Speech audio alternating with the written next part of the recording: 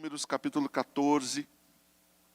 Eu creio que o Senhor hoje Ele irá fazer uma correção de rota sobre as nossas vidas. Ontem nós demos uma passada na casa da nossa irmã Kelly. Estava na casa da minha mãe. Fui ver minha irmã. E quando fomos embora, a gente passou na casa da irmã Kelly para dar um oi. E aí quando a gente estava indo embora, eu falei, Nádia, coloca no nosso ajudador aí, o GPS, que eu não sei sair daqui, né? E aí ela colocou no GPS, e aí a gente começou a seguir o caminho, e aí de repente o GPS começou a corrigir a rota, e aí a gente não sabe se para, se continua, se espera a boa vontade do GPS, corrigir a rota e não sei o quê. Enfim, chegamos aonde a gente precisava chegar em casa. E muitas vezes o Senhor Ele faz isso conosco, muitas vezes Ele quer corrigir a rota da nossa vida.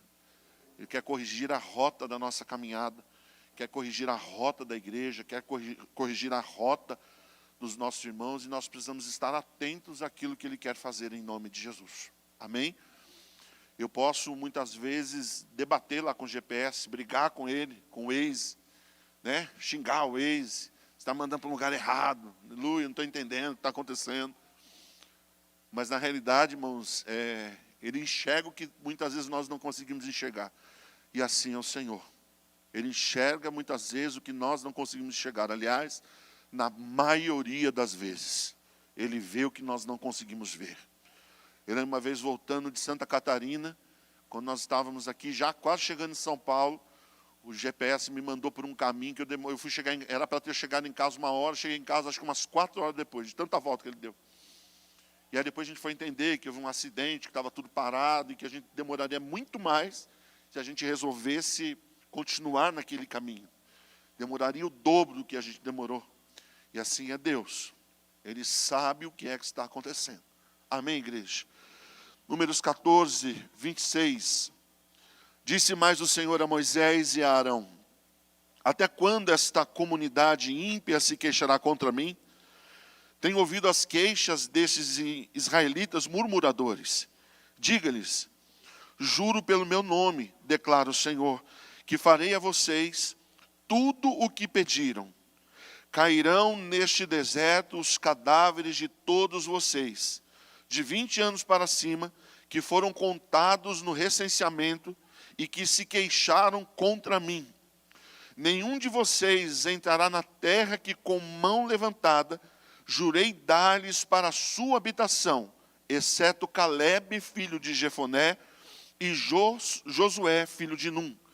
Mas quanto aos seus filhos, sobre os quais vocês disseram que seriam tomados como despojo de guerra, eu os farei entrar para desfrutarem a terra que vocês rejeitaram. Os cadáveres de vocês, porém, cairão neste deserto. Amém, igreja? Palavra eu creio que você já deve conhecer. Nós sabemos, irmãos, que num dado momento na história dos hebreus, do povo do Senhor, eles estavam ali num período de 430 anos dentro do Egito, sendo oprimidos por Faraó, sendo oprimidos pelo poderio do Egito. E o Senhor então se manifesta a Moisés, e a partir daquele momento se inicia ali, irmãos, um trabalho, para que eles possam sair daquele lugar de escravidão e se direcionarem ao deserto.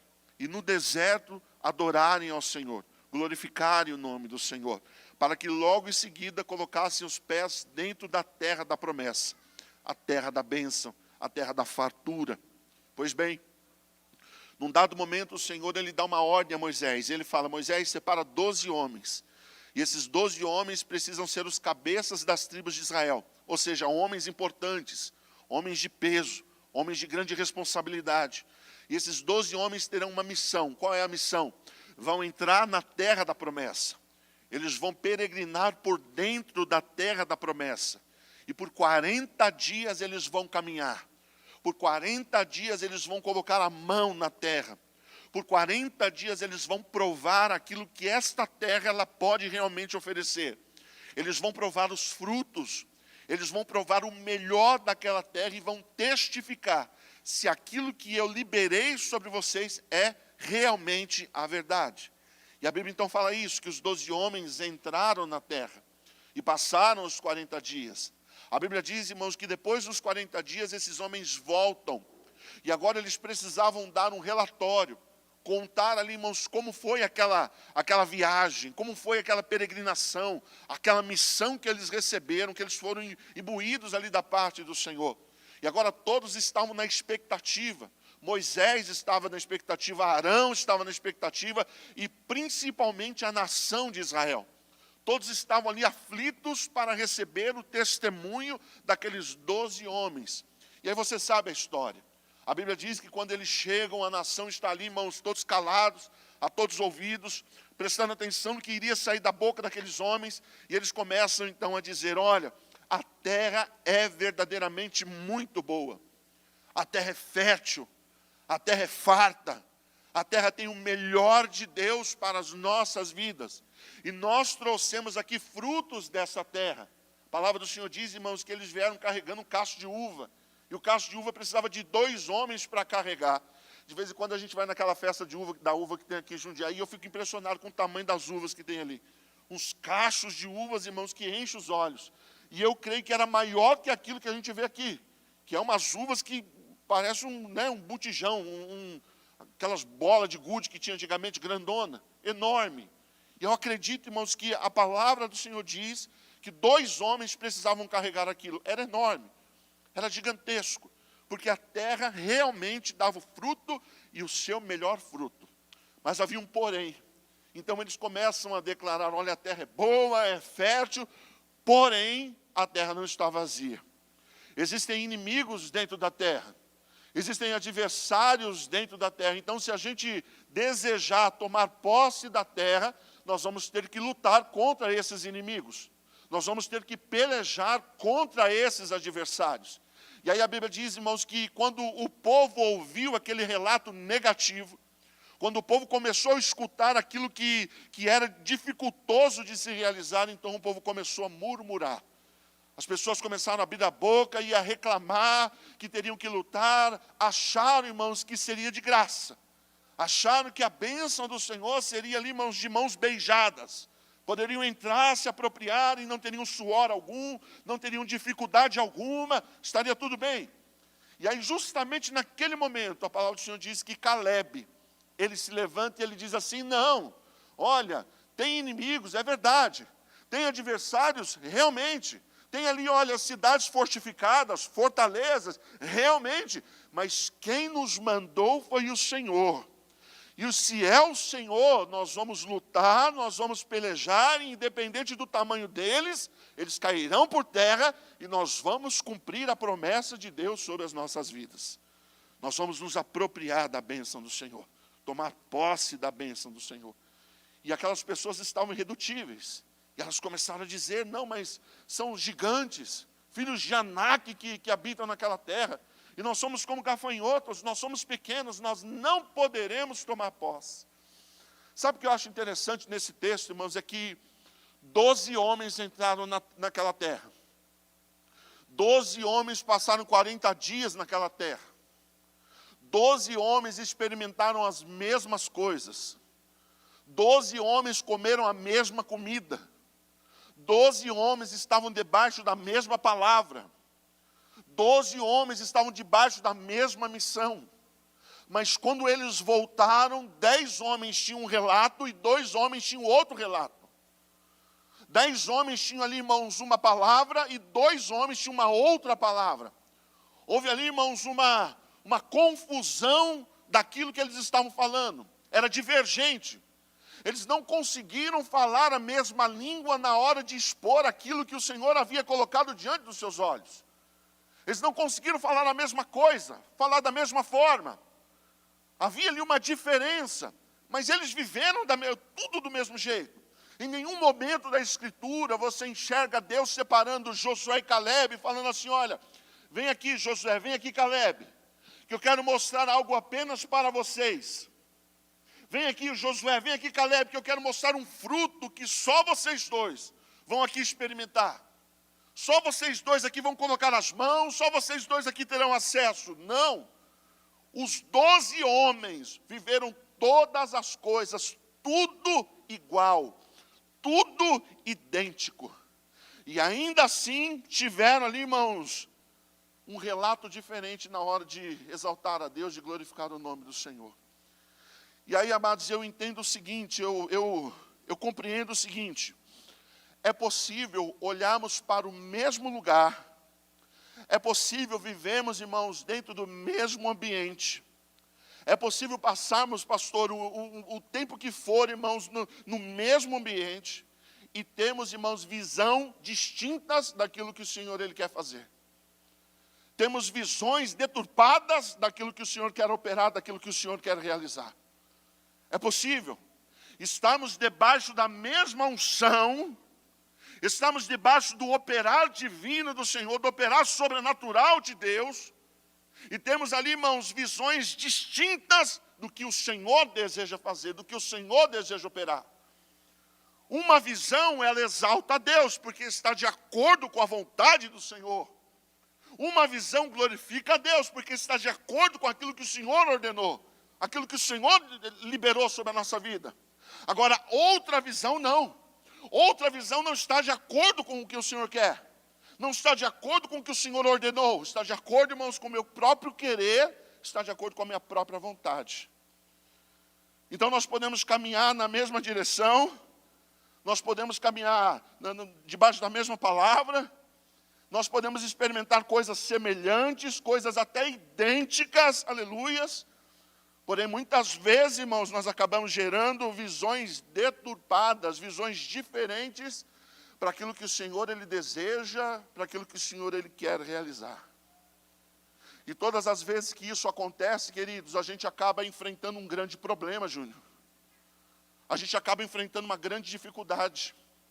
Por quê, pastor? Porque ao invés de gerarmos vida, ao invés de gerarmos algo que exalta a Deus, ao invés de gerarmos algo, irmãos, que glorifica o nome do Senhor, nós acabamos o quê? Gerando morte.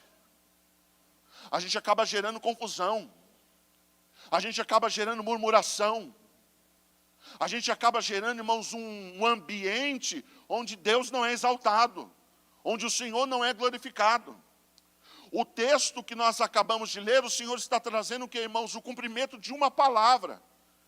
Está dizendo assim, olha, por causa dessa divisão, por causa dessa murmuração, dessa reclamação toda aí desses 10 homens, que esses 10 homens causaram, eu trago morte. Todo homem de 20 anos para cima vai peregrinar pelo deserto e o cadáver desses homens vai tombar um após outro no deserto. Não colocarão os pés na terra da promessa. Apenas os jovens vão entrar na terra da promessa. Isso acontece lá na frente com Josué, quando ele vai atravessar o Rio Jordão. Agora, daquela nação que saiu do Egito, irmãos, ninguém coloca os pés na terra da promessa, ninguém consegue usufruir daquilo que o Senhor estava liberando. E por que não consegue usufruir, irmãos? Justamente por uma visão errada, por um entendimento, uma compreensão errada, que não estava de acordo, irmãos, com o que o Senhor estava falando, não estava de acordo com o que o Senhor estava liberando sobre eles. O Senhor Jesus, certa feita, ele recebe um homem, eu não lembro se ele era cego e gago, se ele era só cego, acho que Mateus 12, acho que ele era cego e gago. E o Senhor Jesus cura aquele homem. Jesus libera uma palavra sobre aquele homem, ele é curado, ele é restaurado. E aí as pessoas começam a olhar para aquilo que Jesus está fazendo, e as pessoas falam assim, olha, filho de Davi, uma profecia messiânica, filho de Davi, é ele, é o Messias. E aí os fariseus começam a olhar para aquilo e falam assim, olha, ele está expulsando o demônio que estava sobre a vida daquele homem, mas ele expulsa por Beelzebu, ele expulsa pelo príncipe dos demônios. Não é Deus agindo através da vida dele, não é o Senhor operando através da vida de Jesus, é o demônio que está operando através da vida de Jesus. E aí Jesus diz assim, se o reino das trevas não tiver unidade, ele não subsiste. Se a casa não tiver unidade, ela não subsiste, ela não resiste. Não há como o reino das trevas vingar, não há como o reino, uma casa vingar, irmãos, com duas opiniões diferentes. O reino tem um rei, e o rei ele estabelece algo, e esse algo precisa ser obedecido. Não pode haver divergência, irmãos, daquilo que o rei fala, daquilo que o rei declara. É necessário haver o que, irmãos? uma junção, uma união, uma unidade. É necessário haver uma convergência, irmãos, para que o reino ele possa se estabelecer e seguir adiante. Então, aonde há, irmãos, visões diferentes para aquilo que o Senhor ele está desejoso de fazer, Ele está ansioso de fazer, está ansioso de realizar, irmãos, o reino não subsiste, a casa não subsiste. O reino cai, a casa cai, meu irmão. O Senhor quer operar, quer, mas nós precisamos ficar atentos àquilo que o Senhor quer operar. O que é que o Senhor ele tem direcionado a nossa história, a nossa vida.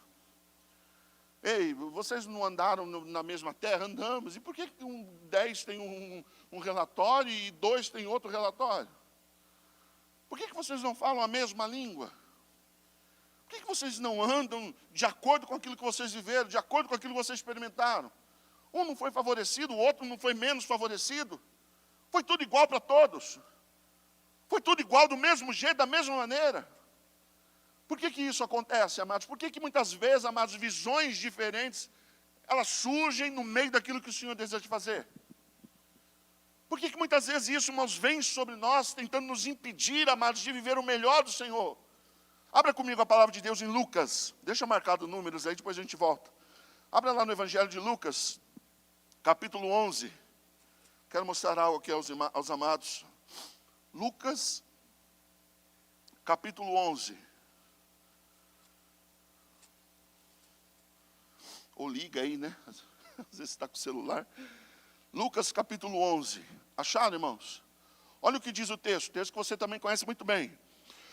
Versículo 33. Ninguém acende uma lâmpada ou uma candeia e a coloca em um lugar onde fica escondido ou debaixo de uma vasilha. Ao contrário, coloca-o no lugar apropriado para os que entrarem possam ver a luz. Versículo 34. Os olhos são a luz do corpo, ou a candeia do corpo. Quando seus olhos forem bons, igualmente todo o seu corpo estará cheio de luz. Mas quando forem maus, igualmente o seu corpo estará cheio de quê, igreja? Trevas ou escuridão. Olha para cá. Então a candeia, a entrada a candeia do nosso corpo são os nossos olhos. A depender da maneira como eu olho, a depender da forma que eu olho, eu atraio, irmãos, luz ou eu atraio trevas. A depender da maneira, irmãos, que eu enxergo, eu atraio para a minha vida e para a minha história, irmãos, luz ou escuridão. O que eu acho de verdade interessante nesse texto é o versículo 35. Portanto, olha o que diz o texto. Portanto, cuidado, para que a luz que está em seu interior não seja trevas. Opa, peraí. Ei, cuidado, para que a luz que habita em você não seja escuridão. Cuidado, fique atento, porque talvez a luz que você acha que está em você e que você pensa que é luz, não seja luz, seja trevas. Talvez a luz que você está enxergando, a luz que você está vendo, a luz que você brilha, que está dentro de você e que você pensa que é luz, não é luz, é trevas. Cuidado. E se você está enxergando através das trevas, então você não vai chegar nunca num lugar, irmãos, onde vai exaltar Deus. Se você está enxergando através da escuridão, você não vai chegar nunca no lugar onde o nome do Senhor vai ser exaltado e glorificado. Então nós precisamos parar e olhar para dentro de nós, olhar para o nosso íntimo, olhar para o nosso interior e analisar. A luz que eu estou enxergando é verdadeiramente luz? A luz que eu estou vendo as coisas acontecerem é verdadeiramente aquilo que exalta a Deus? É verdadeiramente a luz, irmãos, que vai me levar ao centro da vontade do Senhor? Ou a luz que existe dentro de mim, irmãos, ela é escuridão? Como é que eu vou saber, pastor? Vamos fazer um teste.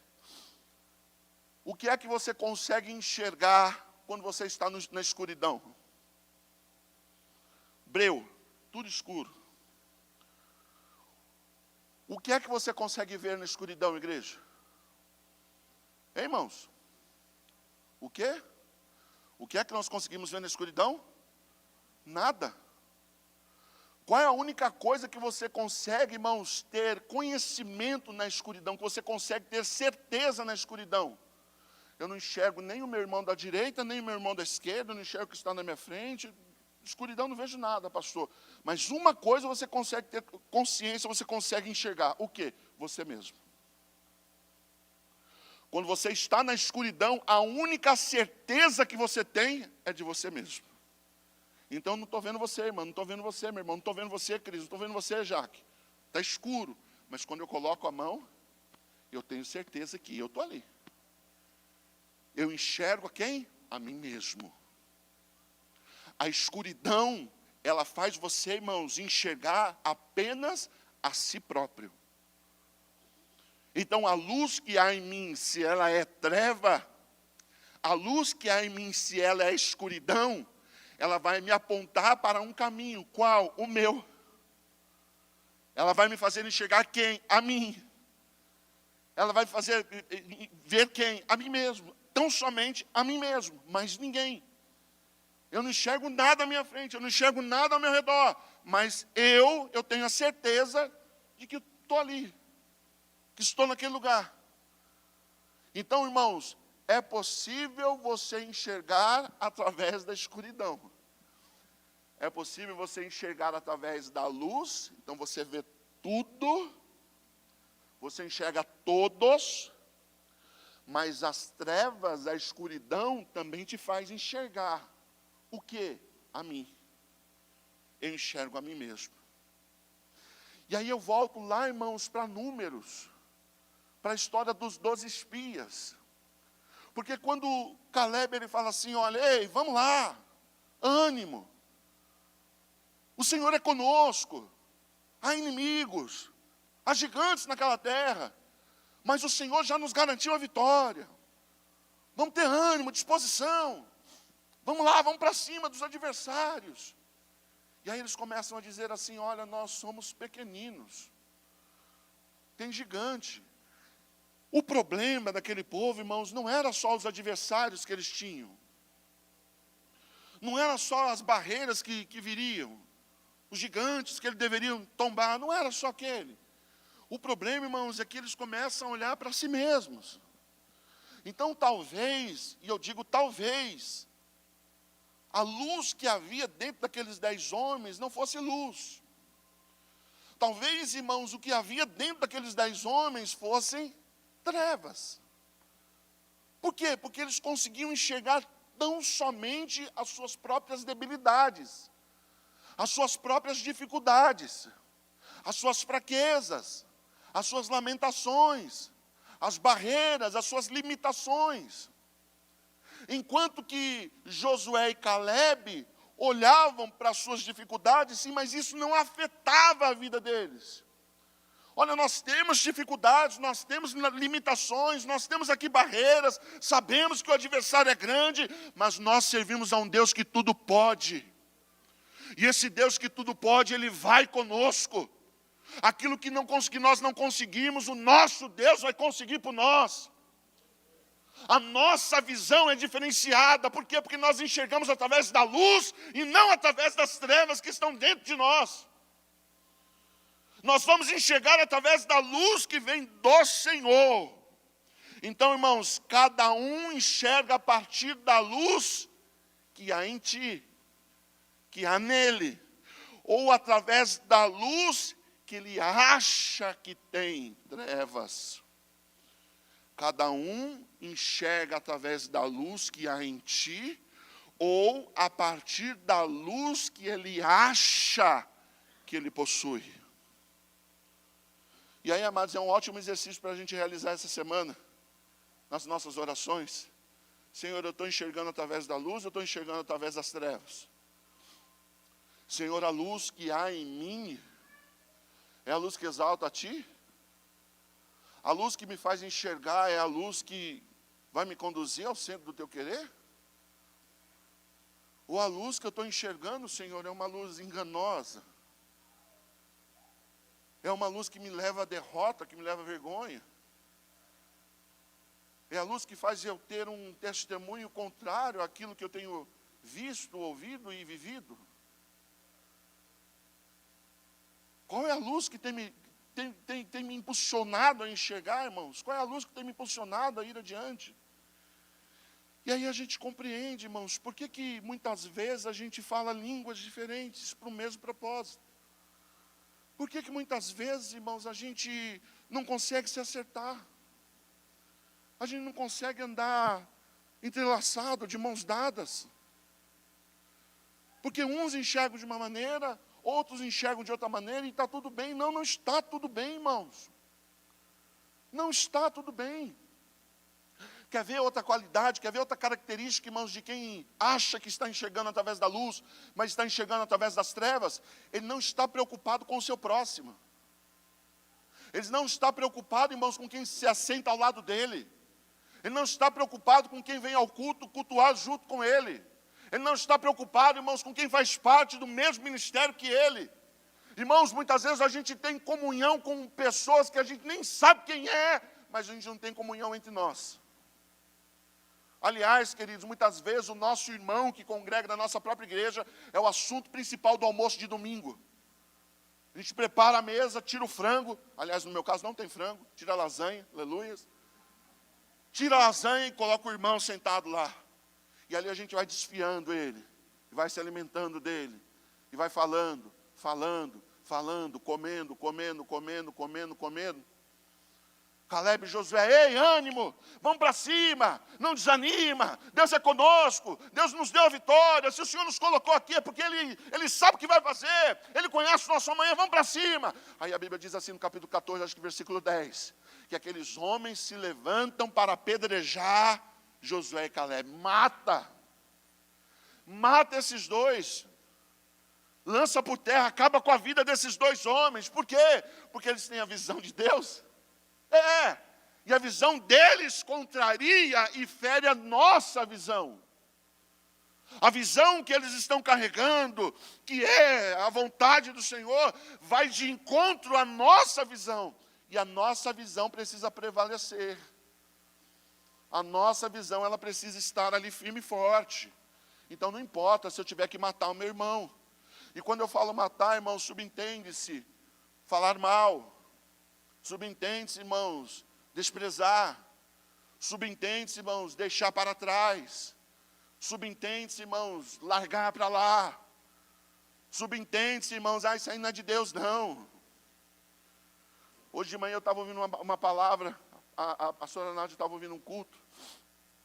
E aquela igreja, Casa do Leão, né? Tem lá em Portugal. Acho que o Juscelio pregou lá semana passada.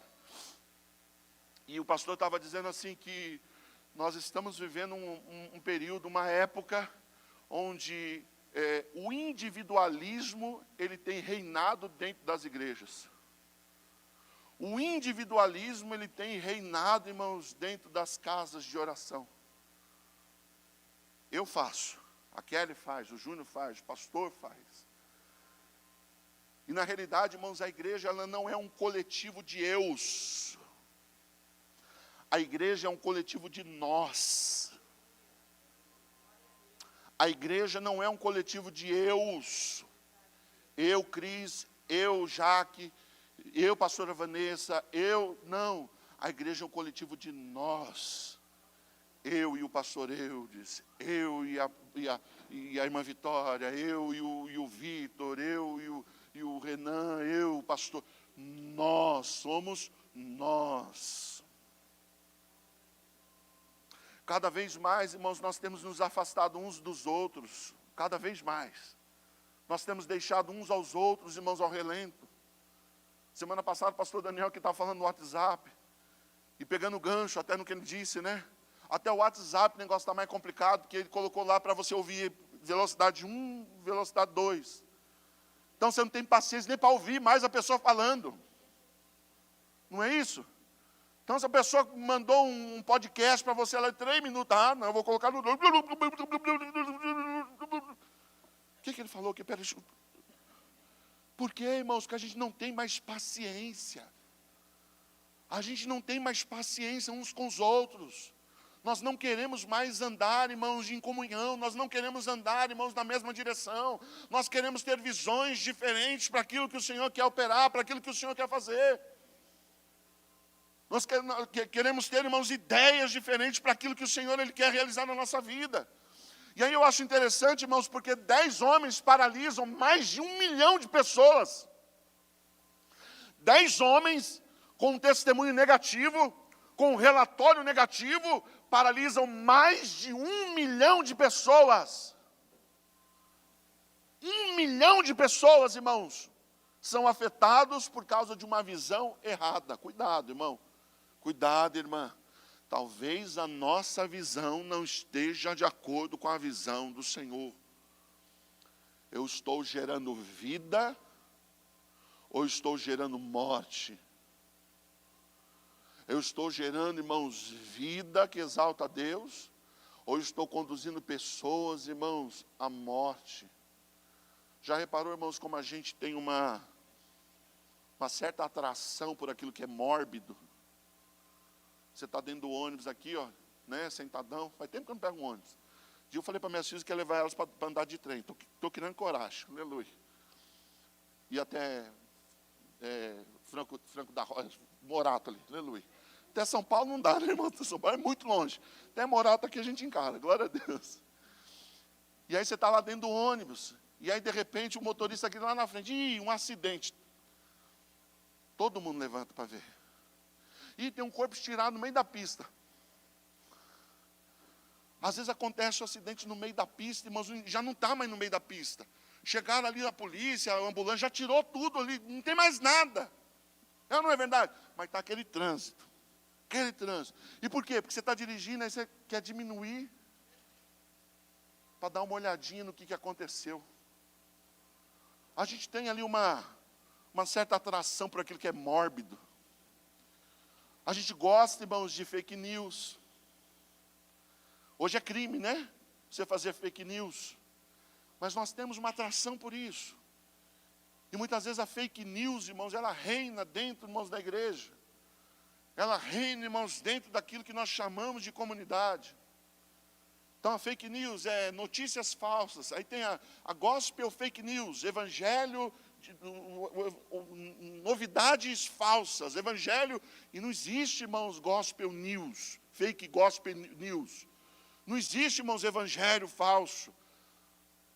É que as pessoas muitas vezes abraçam um determinado evangelho e fazem desse evangelho aquilo que ela bem quer, aquilo que ela bem entende. Mas não é o correto, não é aquilo que está descrito na palavra, não é aquilo que está descrito na Bíblia Sagrada. Então, cuidado, porque talvez a luz que há em mim não seja luz, seja trevas. E se eu estou enxergando através das trevas e não através da luz, eu não conseguirei exaltar a Deus e bendizer o nome do Senhor. Sabe, amados, o pastor Eus, ele foi profético aqui na movimentação pela manhã.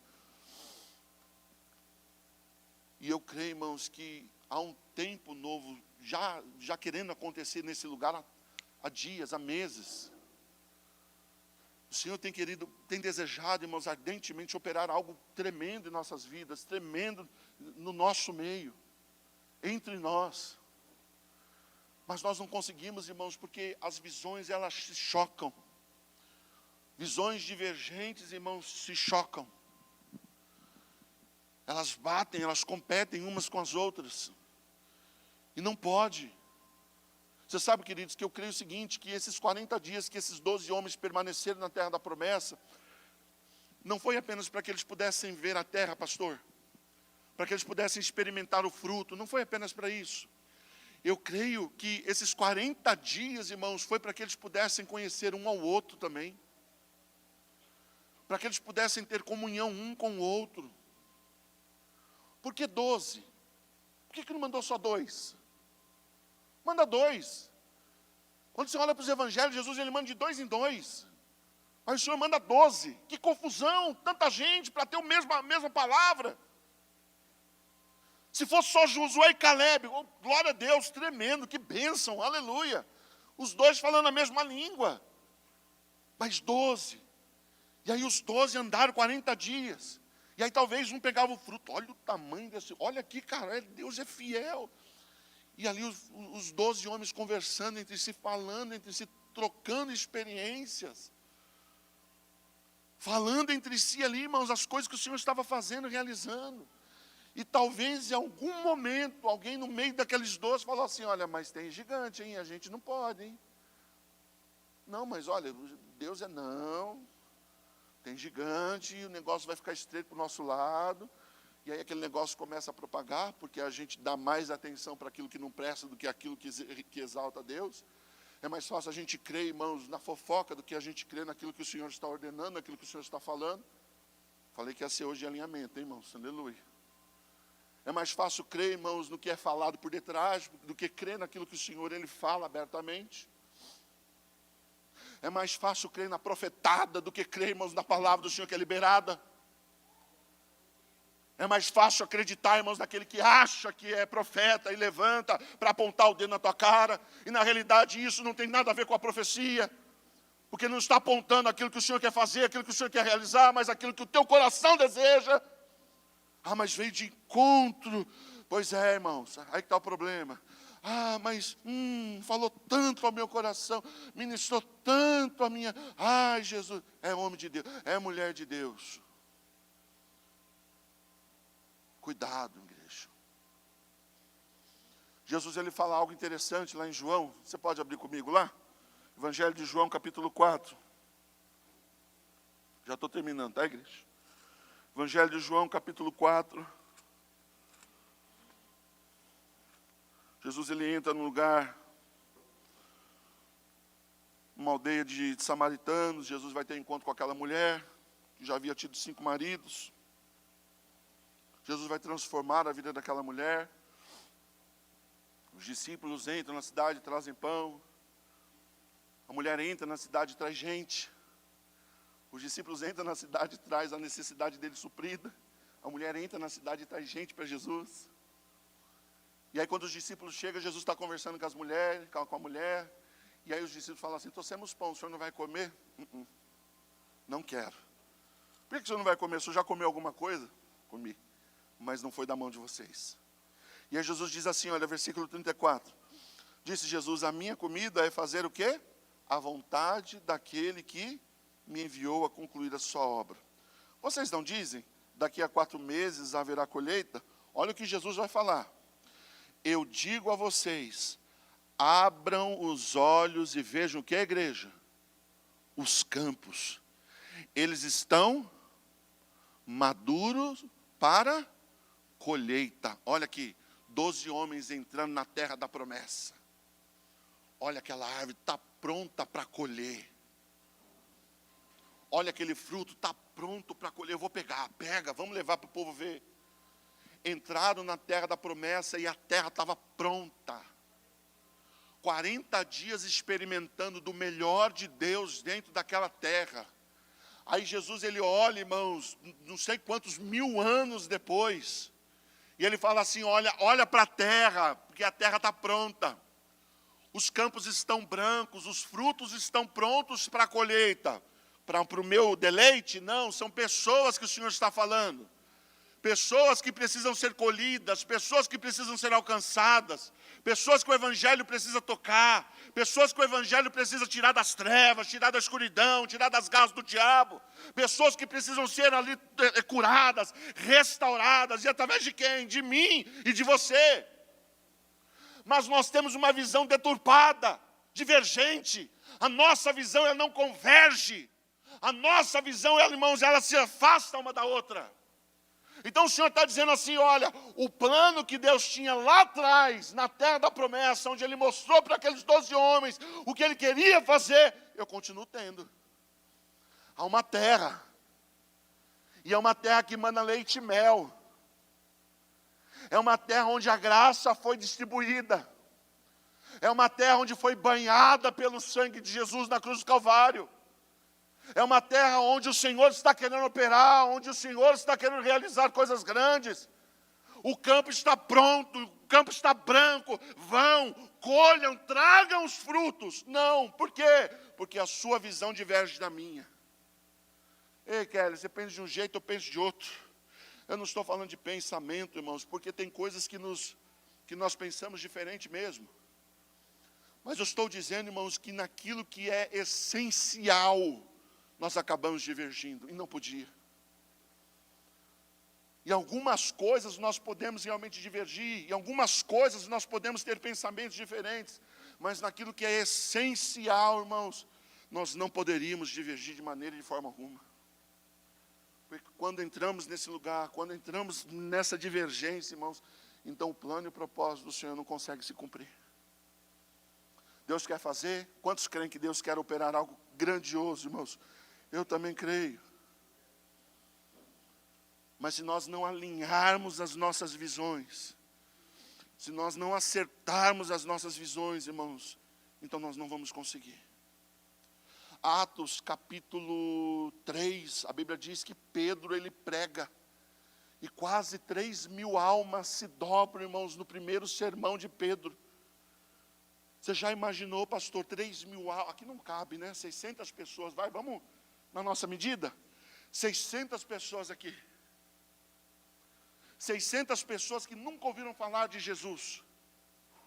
600 pessoas que nunca ouviram falar que Jesus, ele entregou a vida na cruz do Calvário. E aí você levanta, ministra a palavra, e 600 pessoas se dobram diante do Senhor dos Exércitos. Nós profetizamos isso em nome do Senhor Jesus Cristo.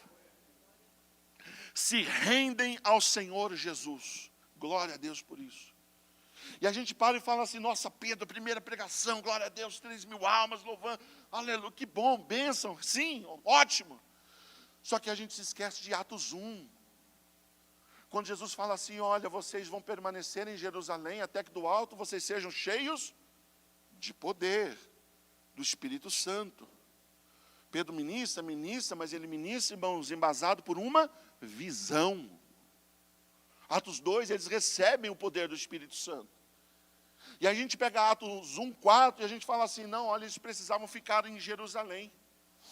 Lá, se eles saíssem de Jerusalém, eles não receberiam o poder do Espírito Santo. Irmãos, não era algo geográfico.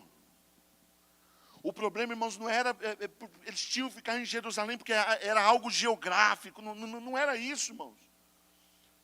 O problema, irmãos, é que eles precisavam ficar juntos, em unidade. Eu vou abrir aqui Atos 1:12. Diz o pastor Eus, para não ficar nas nossas palavras. Aleluia. Atos 1:12. Então eles voltaram, Jesus foi assunto aos céus. Jesus subiu aos céus. E está todo mundo lá assim, ó. Às vezes a gente entra nesse estado contemplativo, né? A gente fica olhando. E olhando, e olhando, e olhando. Aí vem um anjo e fala, viu, desperta tu que dorme. O pai fica olhando para cima. Vai fazer o que você precisa fazer. Atos 1:12 diz assim, então eles voltaram para Jerusalém, vindo do monte chamado das Oliveiras, que fica perto da cidade, cerca de 1 quilômetro. E quando chegaram, subiram ao aposento onde estavam hospedados. E já acharam ali presentes Pedro, já acharam ali presentes João, Tiago, André, Filipe, Tomé, Bartolomeu, Mateus, Tiago, filho de Alfeu, Simão, o Zelote, Judas, filho de Tiago. Todos eles perseveravam unanimemente em oração, com as mulheres, inclusive Maria, a mãe de Jesus, e com os irmãos dele. Então por que a gente precisa ficar em Jerusalém, pastor? Por que a gente precisa ficar em Jerusalém, Jesus? Por que a gente precisa ficar nessa cidade? Por que a gente não pode ir embora? Por causa da cidade em si, não somente isso. Vocês precisam se conhecer. E aí a Bíblia diz assim, irmãos, que eles ficaram 50 dias juntos. 50 dias, irmãos, orando, 50 dias clamando, 50 dias lado a lado. 50 dias, de manhã, tarde à noite, de manhã, tarde à noite, de manhã, tarde à noite. Tem um ditado que diz, né, que para você conhecer uma pessoa, você tem que comer um saco de sal junto com ela, não é isso? Geralmente a gente usa isso no casamento, né, com a esposa, com o esposo. Para eu conhecer fulano, para eu conhecer ciclano, preciso comer um saco de sal. Porque demora. Demora. Sal você pega ali um punhadinho, coloca aqui, você compra um pacotinho, dura 2, 3 meses lá. 2, 3 meses, o sal fica lá na... Né? E quando falta, esqueci de comprar. Às vezes você esquece de comprar sal, acabou o sal. Porque você não vai no mercado, vou comprar sal. E nós precisamos disso, irmãos, de unidade, de união. Se coloquem em pé nesse lugar, irmãos.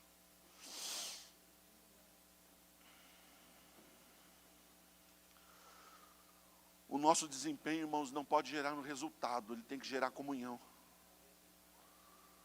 O nosso desempenho, então quando a gente sobe aqui, pastor Eudes ministra, ou pastor Daniel, ou a pastora Vanessa, ou minha esposa, ou eu, ou o pastor Leandro, ou a pastora Karina, a nossa intenção não é gerar, irmãos, um resultado.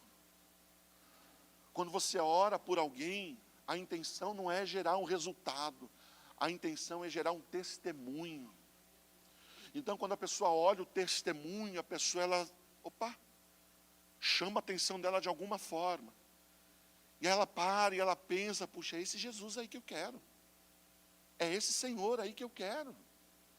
Irmãos, quantas pessoas têm ficado para trás? Quantas pessoas enfraquecidas nós temos deixado para trás, irmãos? Quantas pessoas, irmãos, estão morrendo, sendo atacados? Lembra lá, o povo de Israel, quando saiu, os mais fracos ficaram para trás. Vieram os amalequitas e deram na parte de trás, onde estavam os mais fracos.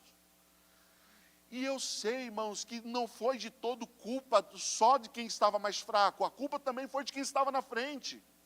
Porque a igreja, ela não caminha, irmãos, na força dos mais fortes. A igreja, ela caminha na força dos mais fracos e não dos mais fortes. Não é quem está bem que puxa a igreja. Não é que está bem, irmãos, que leva a igreja, não.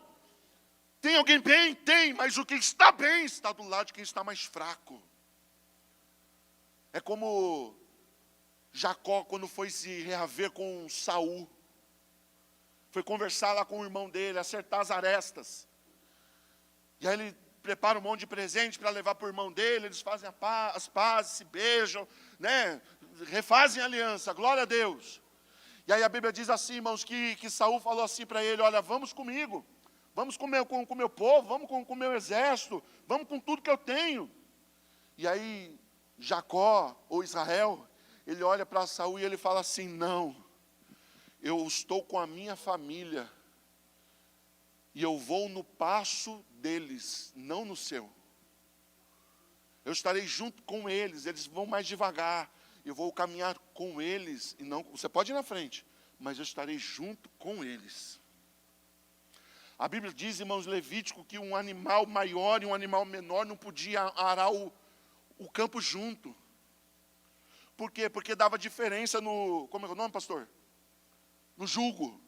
Aquela madeira que é colocada no boi, para colocar 2 bois, um lado a lado. A Bíblia diz, irmãos, que era uma lei.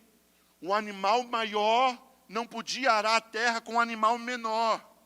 Por quê? Porque o jugo, irmãos, daria diferença. Isso é o jugo desigual. Quem queria puxar ali, irmãos? Quem queria sofrer? O animal menor. Um animal maior, forte, puxando um animalzinho menor. Então, irmãos, o animal precisava aguardar o animal crescer para colocar o animal junto, equiparado. E aí o animal junto, equiparado, andar juntos. Assim é a igreja. Eu não caminho, irmãos, com quem está mais baixo, eu não saio puxando, atropelando. Não, opa, irmão, eu vou te aguardar. Você está meio debilitado, eu vou te ajudar. Vamos fortalecer os pés, coloque em pé, isso, vamos. Já está conseguindo caminhar na mesma estatura. Vamos lá? Dá para caminhar? Dá para ir adiante? Dá, então vamos junto. E aí a gente vai adiante. A igreja, ela não caminha nos passos dos mais fortes. Ela caminha nos passos, irmãos, dos mais necessitados. Olha Jesus, olha o que o Senhor fala.